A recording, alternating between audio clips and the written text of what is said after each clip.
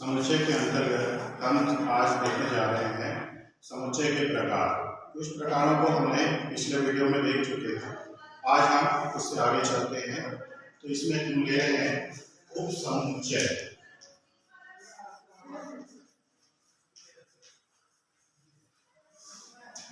जिसे इंग्लिश में सबसेट कहते हैं। उपसमुच्चय क्या होता है इसको हम समझते हैं।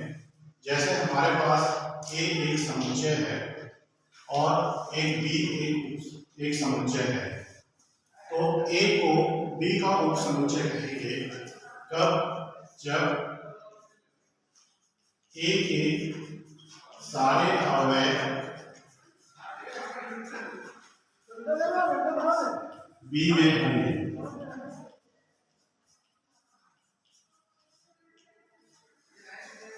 तब ए को बी का उपसमुच्चय कहते हैं और इसे प्रतीकात्मक रूप से इस तरीके से लिखा जाता है। उदाहरण के रूप में अगर हम देखें, ए हमारा एक सेट है, जैसे 1 2 3 4 5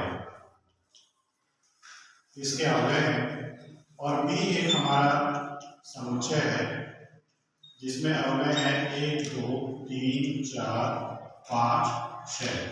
तो यहाँ देखिए ए के सारे जो अवयव हैं बी के भी अवयव हैं, लेकिन बी के सारे अवयव ए के नहीं है। तो इस स्थिति में ए हमारा बी का उपसमुच्चय कहलाता है, जिसको हम ए सबसेट ऑफ बी पढ़ते हैं।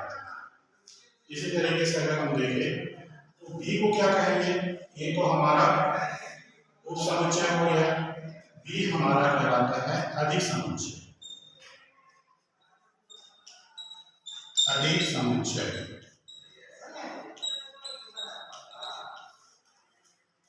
जिसको सुपरसेट कहते हैं। तो बी हमारा अधिक समुच्चय कहलाएगा किसका, ए का।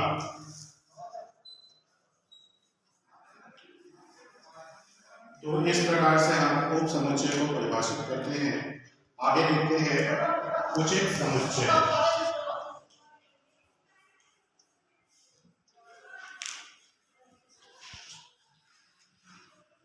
या वास्तविक समुच्चय, इसको इंग्लिश में प्रॉपर सेट कहते हैं।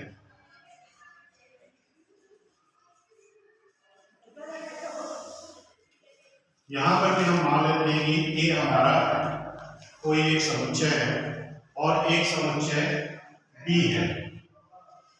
ए को बी का उचित समुच्चय कहेंगे कब, जब ए के सारे अवयव बी के भी अवयव होंगे, लेकिन दूसरी शर्त यह है कि बी में कम से कम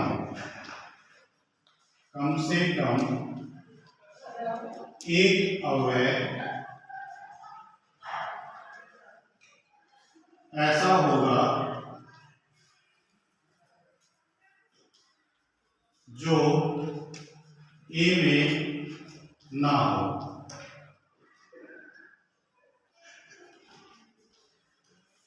इसको एक उदाहरण लेके समझते हैं। जैसा पिछला उदाहरण ले लेते हैं उसी तरीके से हम एक उदाहरण ले लेते हैं।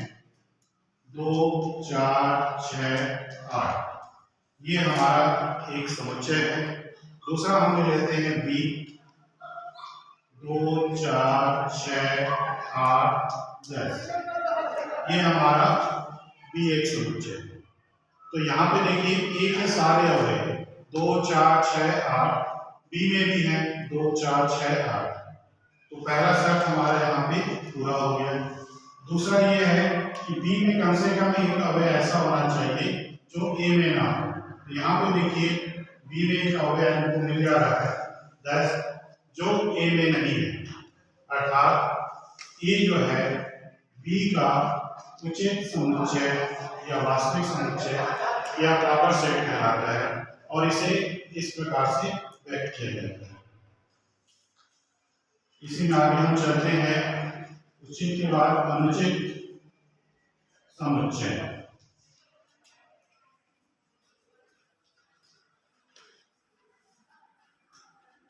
अनुचित समुच्चय या प्रॉपर सेट वह सेट होता है जो प्रॉपर नहीं है, एक वैसे वर्षा है।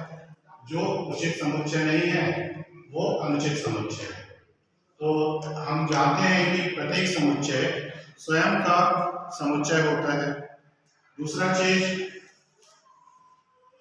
फाई या रिक्त समुच्चय प्रत्येक समुच्चय का उपसमुच्चय होता है। वो चीज है कि फाई एक रिक्त समुच्चय है जो प्रत्येक का उपसमुच्चय होता है।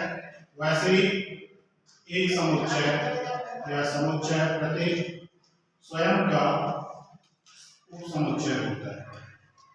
स्वयं का उपसमुच्चय होता है।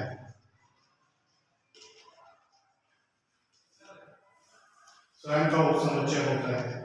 तो ये दो ऐसे शर्तें हैं जो उचित समुच्चय के शर्तों को पूरा नहीं करती हैं, अर्थात ये दोनों ही अनुचित समुच्चय कहलाते हैं, फाई और स्वयं का समुच्चय। इस प्रकार से हमने आज जो बातें देखी हैं उसमें हमने देखा कि समुच्चय जो है उपसमुच्चय कब होता है, दूसरा उचित समुच्चय या वास्तविक समुच्चय कब बनता है, और अनुचित समुच्चय कौन कौन से होते हैं।